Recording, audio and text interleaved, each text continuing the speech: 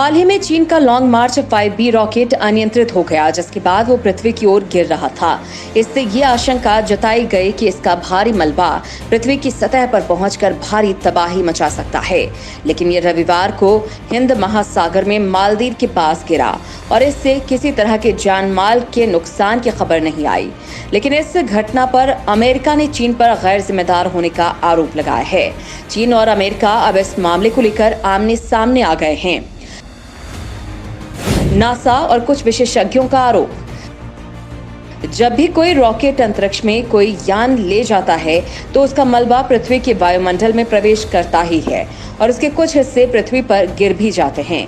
लेकिन लॉन्ग मार्च 5B को लेकर कई आशंकाएं जताने की वजह भी बताई गई और वो थी उसका 18 टन का वजन। जबकि बीजिंग ने कहा था कि रॉकेट के गिरने की संभावित नुकसान का जोखिम बहुत कम है। अमेरिकी स्पेस एजेंसी नासा और कुछ विशेषज्ञों ने कहा कि चीन का बर्ताव गैर जिम्मेदाराना था, क्योंकि इस तरह की अनियंत्रित लेकिन विशाल वस्तुओं का वायुमंडल में पुनः प्रवेश जानो माल के नुकसान का बहुत ही बड़ा जोखिम पैदा करता है।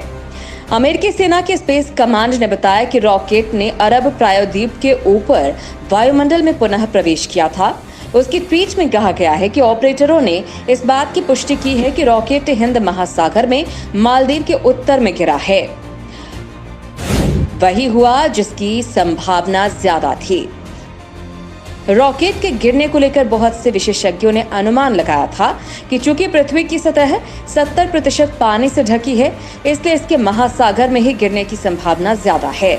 रॉकेट के अनियंत्रित हो जाने से इस बात के कयास लगने लगे थे कि यह धरती पर गिरकर नुकसान पहुंचा सकता है। चीन के अलावा अमेरिकी और यूरोपीय एजेंसी भी इस रॉकेट को ट्रैक कर रही थी। चीन ने प्लान किया था कि इस रॉकेट के जरिए स्पेस में चीनी स्पेस स्टेशन बनाया जाएगा, जो 2022 तक पूरा हो जाएगा। इसके बाद ये स्पेस स्टेशन पृथ्वी के चक्कर लगाकर पृथ्वी की जानकारी स्पेस से देगा। एक्सपर्ट्स के मुताबिक चीन को भी इसकी जानकारी है, लेकिन अभी तक उसने इससे लेकर कोई चेतावनी जारी नहीं की है। आरोप के कारण लॉन्ग मार्च 5B के इतने वजनी होने की वजह से आशंकाएं ज्यादा पैदा हुई। इसके अलावा पिछले साल चीन का ही लॉन्ग मार्च रॉकेट आइवरी कोस्ट के रिहायशी इलाके में गिरा था, जिससे किसी के मारे जाने या घायल होने की तो खबर नहीं आई थी, लेकिन गांव की कुछ संपत्ति को नुकसान जरूर पहुंचा था।